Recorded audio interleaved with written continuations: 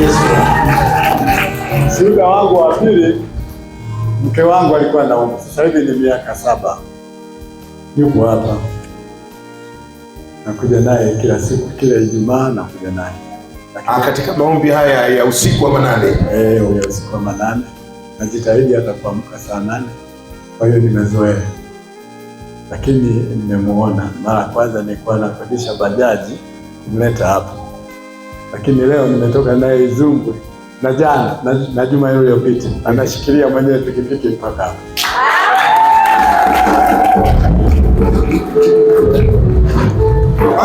Mwanzoni ulikuwa unambeba anakuja na bajaji. Kwa anakuja naye na bajaji. Unakodisha bajaji. Nakodisha bajaji. Lakini baada ya maombi kuendelea, baada ya maombi kuendelea nakuja naye na mbeba na anajishikilia yeye mwenyewe. Anajishikilia mwenyewe. Wakati mwanzoni alishindwa kujishikilia. Nafikiri waliniona watu mnavyomleta na bodaboda na jamani, wangapi walimuona mke wake alivyokuwa anahangaika naye. Sasa hivi anakuja mwenyewe kwa bodaboda akiwa amemshikilia begani mume na mke. Makofi kwa Bwana Yesu. Asante.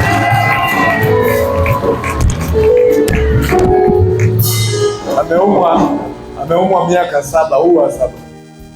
Miaka 7 miguu nilikuwa nashika navuta tu na kuja naye. Lakini sasa hivi nikimshika ni mwepesi. Nashika tu hivi. Pasaka hii imefanya kazi.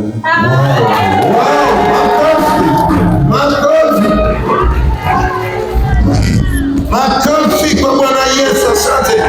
Na nimwombee Baba tezi dume lisirudi tena. Tulilaani kwa jina la Yesu lisirudi tena. Laana ya mauti iliyokuwa imemfunga mke wake isirudi tena. Yaani hivi anavyoendelea, yaani aendelee mbele kwa afya na uzima.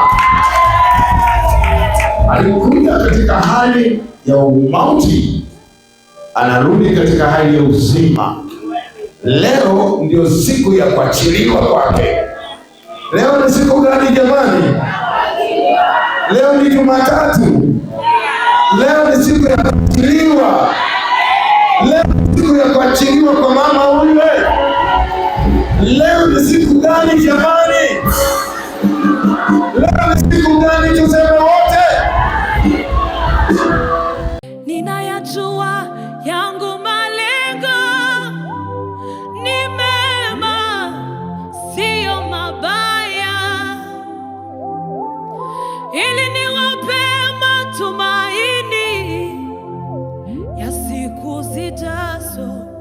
Nawapenda.